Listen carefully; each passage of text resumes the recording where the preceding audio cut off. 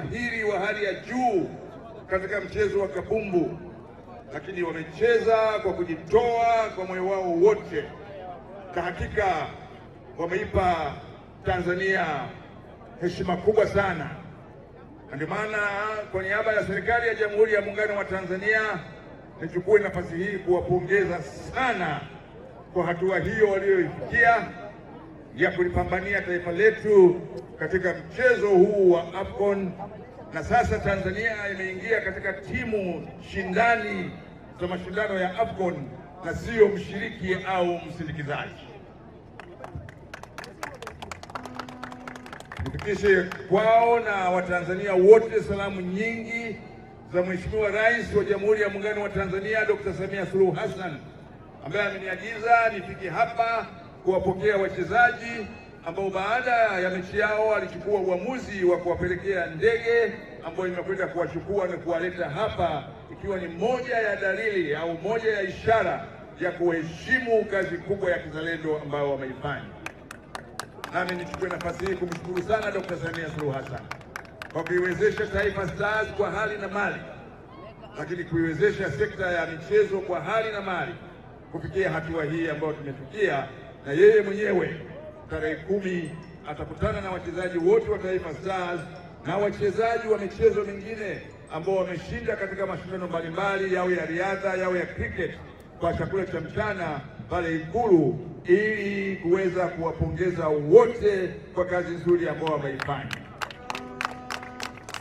Siku njema huonekana asubuhi, na timu ya Taifa Stars imeifanya siku yetu njema inayotuanzishia mwaka 2026 katika sekta ya michezo, lakini mambo mengine yote nchini Tanzania kuwa mambo yameanza vizuri. Na kurejea kwao na ushindi huu walioupata wa kufika hatua hiyo, sisi kwetu ni mwanzo sasa wa maandalizi ya ushiriki kamilifu na ushindani kamilifu wa Tanzania katika mashindano ya AFCON 2027 ambayo sisi Tanzania, Kenya na Uganda tutakuwa wenyeji kwa pamoja. Lakini Tanzania tumeonyesha njia, kwa sababu sisi ndio nchi pekee ambayo imekuwa inashiriki katika mashindano ya AFCON, na sasa tumefikia ngazi hii, na hii inaonyesha kabisa 2027 tutafanya vizuri zaidi. Malengo letu 2027 kombe la AFCON libaki Tanzania.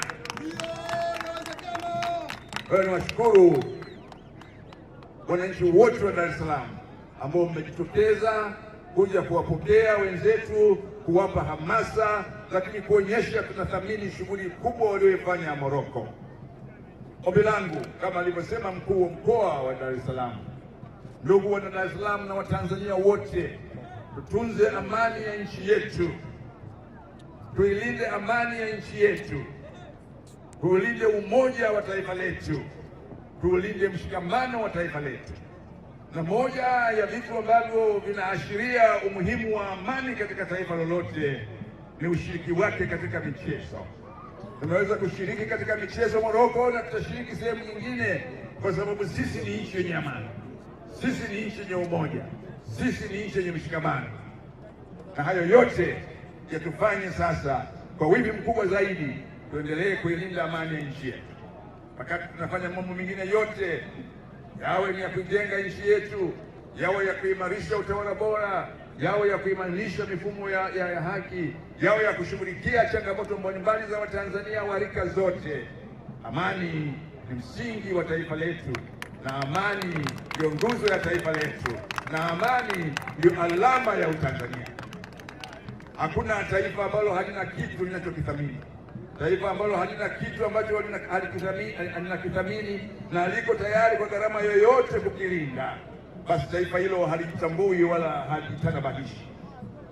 Taifa hili, moja ya vitu ambavyo vinalitanabahisha katika ulimwengu huu na katika ukanda huu wa bara la Afrika, kwamba ni nchi ambayo imejenga umoja, ni nchi ambayo imeimarisha mshikamano, ni nchi ambayo imetunza amani, lakini ni nchi ambayo ina uwezo wa kukabiliana na matukio mbalimbali na kutatua changamoto mbalimbali kwa njia ya mazungumzo, kwa njia ya maridhiano, kwa njia ya kukaa mezani na kufanya mambo yote.